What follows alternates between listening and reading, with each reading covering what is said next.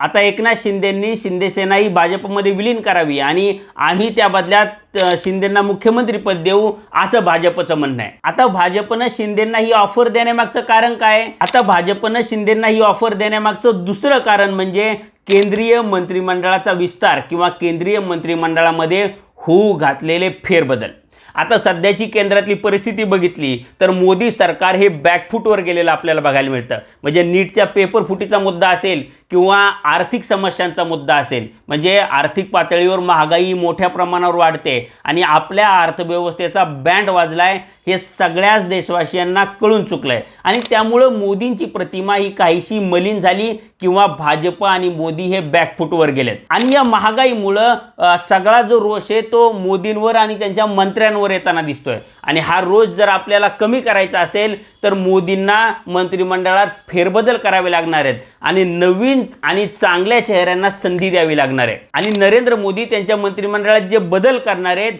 त्या बदलांमध्ये शिक्षण मंत्री असलेले धर्मेंद्र प्रधान आणि अर्थमंत्री असलेल्या निर्मला सीतारामन यांना डच्चू मिळण्याची शक्यता आहे असं सांगितलं जात आहे किंवा ही गोष्ट जवळपास निश्चित आहे असं बोललं जात आहे। आता निर्मला सीतारामन यांना अर्थमंत्री पदावरून काढायचं असेल आणि अर्थव्यवस्था ही रुळावर आणायची असेल, महागाई आणि इन्फ्लेशन जर कमी करायचं असेल तर अर्थव्यवस्थेची जाण असलेला कोणतरी नेता भाजपला अर्थमंत्री पदावर बसवणं गरजेचं आहे आणि अर्थमंत्री पदासाठी लायक असलेला किंवा अर्थसंकल्प, आर्थिक स्थिती, महागाई या सगळ्या गोष्टींची जाणीव असलेला नेता महाराष्ट्रात आहे आणि तो नेता म्हणजे देवेंद्र फडणवीस। म्हणजे तुम्हाला माहिती असेल की देवेंद्र फडणवीसांनी अर्थसंकल्पावरचं एक पुस्तक सुद्धा लिहिलेलं आहे। एवढी त्यांची आर्थिक जाणीव चांगली आहे, त्यामुळं आर्थिक जाणीव असलेला हा नेता जर आपण केंद्रात नेला आणि केंद्रात नेऊन जर त्यांना अर्थमंत्रीपद दिलं तर ते अर्थव्यवस्था रुळावर आणू शकतात